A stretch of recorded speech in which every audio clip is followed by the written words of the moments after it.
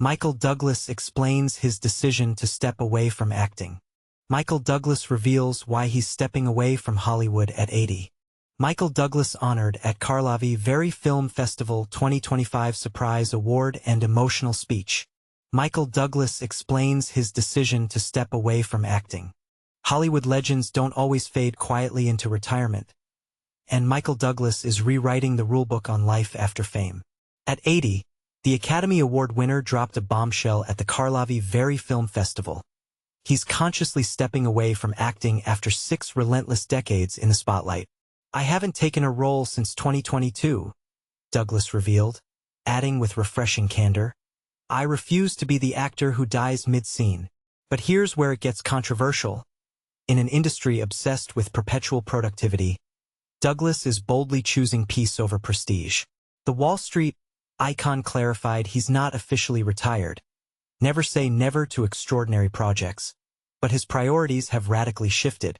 After surviving a harrowing stage 4 throat cancer battle that nearly cost him his voice and jaw, career-ending risks for any performer, Douglas now values longevity over legacy.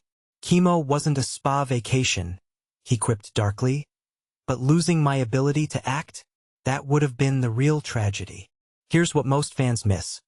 While Douglas stays open to producing through his company further films, he's happily playing supporting role to wife Catherine Zeta-Jones' career resurgence. "Marriage maintenance matters more than movie sets now," laughed the star, referencing their 24-year union. This power couple's career pivot raises eyebrows. Is this a wise reinvention or premature withdrawal from their craft? Douglas' final Marvel appearance as Hank Pym? "Been there, done that," he declared, dismissing superhero fatigue while praising his green screen education. Meanwhile, Zeta-Jones, now focusing on indie films like her recent thriller Wednesday, dropped her own revelation last year. "I'm done chasing Hollywood's approval. Are we witnessing a new era of celebrity authenticity? Or just rich actors losing their drive?" The burning question: should we celebrate stars who walk away at their peak? Or does true artistry demand perpetual creation? Douglas insists he's still bringing people together behind the scenes. But what happens when the curtain falls on iconic careers? Share your take. Is this graceful evolution or creative surrender? Let's debate in the comments.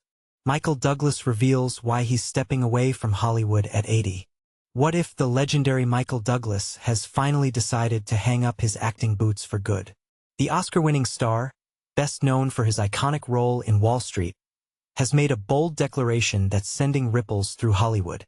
At the Karlovy Vary International Film Festival, Douglas, now 80, confessed he's been intentionally staying away from the camera for years. Not because he lacks the talent, but because he's made a conscious choice to prioritize his health and personal life. "I had to stop," he admitted, adding that after 6 decades of grueling work in the industry, he refuses to risk becoming one of those people who drop dead on the set. But here's where it gets controversial. Does this mean the door is permanently closed? Or is Douglas simply holding out for a role that truly moves him? "I'm not retired," he clarified with a wry smile. "If something special came up, I'd go back. Otherwise, I'm quite happy." His current contentment? Watching his wife, Catherine Zeta-Jones, shine in her own projects. And this is the part most people miss. Douglas' decision isn't just about age or burnout. It's a calculated move rooted in his past battles with health scares, including a harrowing fight against stage 4 tongue cancer. "Stage 4 cancer is not a holiday," he joked, but his words carry weight. How many actors would dare walk away from a multi-billion-dollar franchise like Marvel, where he's played Hank Pym since 2015, to focus on family and self-care? The choice to step back from Ant-Man and the Wasp, Quantumania, and the upcoming Avengers, Doomsday, is as much a statement as it is a personal necessity. Douglas' recent role as Benjamin Franklin in Apple TV+'s miniseries Franklin showcased his versatility, but his next project, Looking Through Water, a film co-starring his son, Cameron, remains shrouded in mystery, with no release date announced. Meanwhile, the Karlovy Vary Film Festival honored him with a Lifetime Achievement Award, screening his 1975 classic One Flew Over the Cuckoo's Nest to celebrate its 50th anniversary. Yet, The most thought-provoking part of his press conference came when he reflected on his cancer diagnosis. "I didn't have many choices but to push through," he said, but his gratitude for surviving and continuing to work adds nuance to his decision to slow down. Is this a trend we'll see more of? Evangeline Lilly, his co-star in Quantumania, has also taken an indefinite hiatus from acting, hinting at a possible shift in how actors balance fame with personal well-being. So, what do you think? Is stepping away from the spotlight a sign of wisdom, or a luxury only legends like Douglas can afford? Share your thoughts in the comments. Should every actor consider a self-imposed retirement when the time feels right? Or is the showbiz grind simply part of the job? The debate is just beginning. Michael Douglas honored at Karlovy Vary Film Festival 2025 surprise award and emotional speech. Hollywood icon Michael Douglas receives unexpected Karlovy Vary honor after 27-year gap.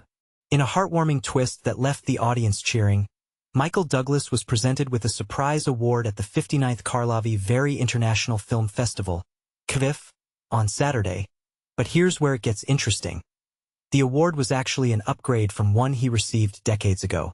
The legendary actor and producer had journeyed to the picturesque Czech spa town for the first time since 1998 to introduce a restored screening of Miloš Forman's masterpiece, One Flew Over the Cuckoo's Nest, during its 50th anniversary celebration. The film, which Douglas produced, has maintained its cultural significance for half a century as a powerful examination of institutional control versus personal freedom. When Douglas took the stage, he was greeted with thunderous applause from an adoring crowd. He charmed the audience immediately by revealing that despite having arrived just 3 hours earlier, he had already indulged in traditional Czech duck and sampled the country's famous Pilsner Urquell beer, a comment that drew appreciative laughter and applause. In a touching moment that highlighted the film's family legacy, Douglas paid special tribute to his father, Hollywood titan Kirk Douglas. "I have to thank my father, Kirk, for getting the rights to the book," he shared with the audience. "He tried to get it made as a movie for many years, and he couldn't, and he was going to sell it. And that was when I stepped in and I said, 'Dad, please don't sell this.' I never thought about being a producer, but I loved this project so much. So I thank my father for giving me that opportunity and not selling it." But the evening's most memorable moment was yet to come.